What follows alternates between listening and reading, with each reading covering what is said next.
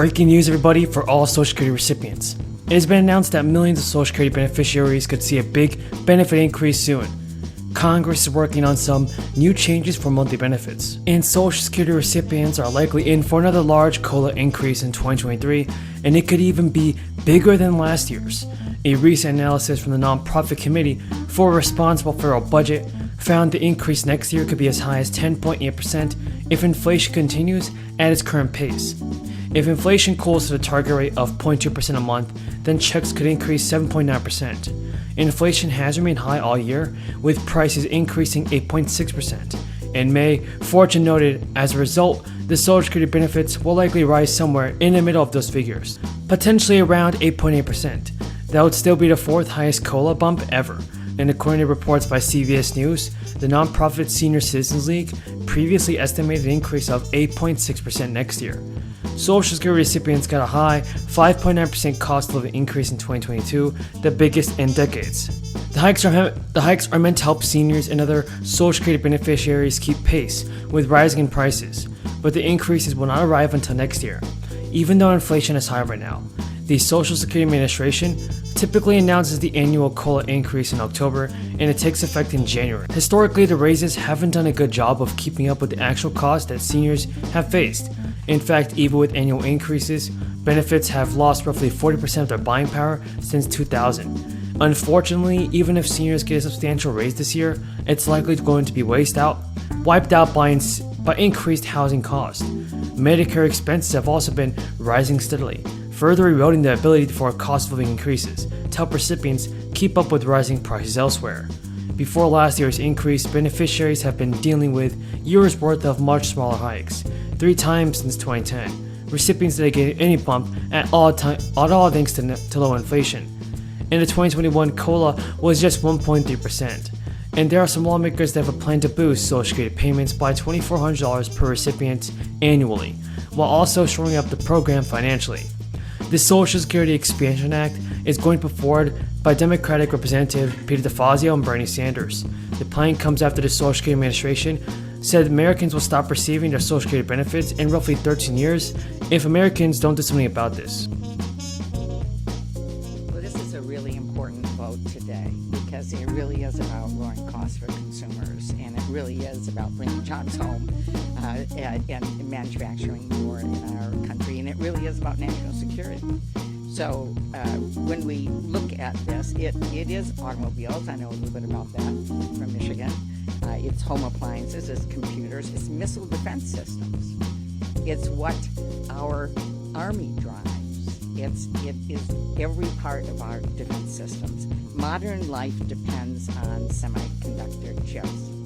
Most of the chips are produced overseas, as my colleagues have said, and it's time to bring that home. The pandemic certainly showed us what happens when the global economy is shut down and we don't have the capacity to have a just-in-time supply chain by reaching out to Asia and being able to have access to those chips. The bad news has been, because they're produced overseas, that prices are high for product and they're going up. We don't have the jobs we should have, and right now we're in a precarious situation long term as it relates to national security technology. In Michigan, just let me paint a picture though, because this is very real for us. I mean, we've been living this for the last year and a half. GM has had to idle nearly all of their plants at some point. Assembly lines have shut down. Workers have been sent home repeatedly.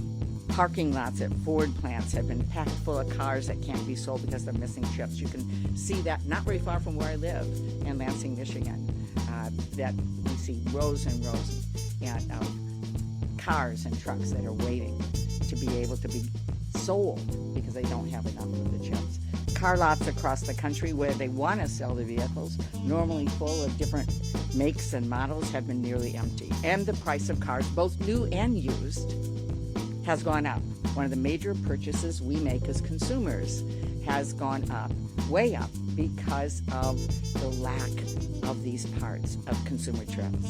So that's why it's time to pass the CHIPS Act and include as much as we can in there. The science provisions are certainly incredible. incredibly important for our future.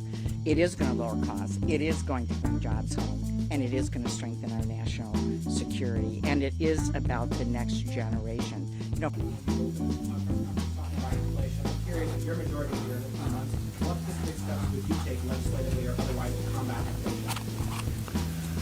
Well, I'll tell you one thing, we'll quit the spending spree. They can't seem to restrain themselves. And I don't think there's any question among any serious economists in the country as to why we're suffering from 9% inflation.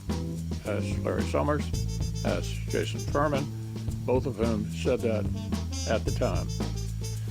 I think clearly when you're in a hole, you quit digging, and we'll not be doing anything remotely like that.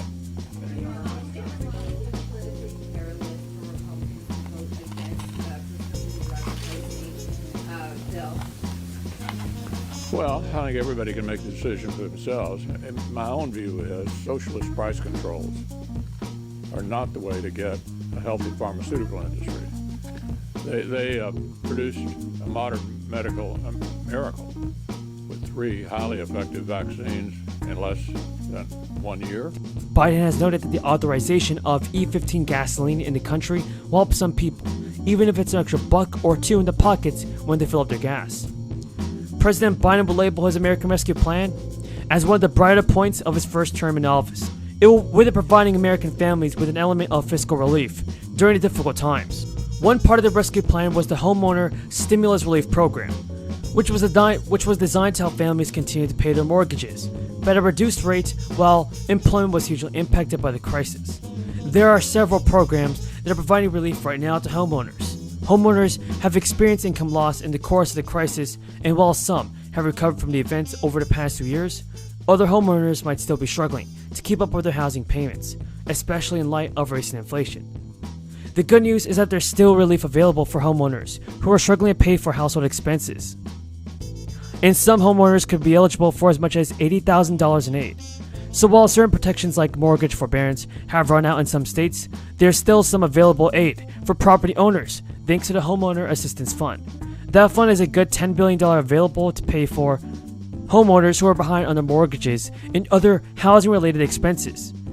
As was the case with the rental assistance funds, money from the Homeowner Assistance Fund will be given out at the state level, but eligible recipients will be in line for anywhere from $15,000 to $80,000. That money can cover expenses including mortgage payments, property tax bills, homeowners insurance fees, HOA fees, and a couple more things. To qualify for aid under the program, homeowners will need to show they experience financial hardships. So folks, this is definitely a good idea from President Biden to do more for the American people that are in need of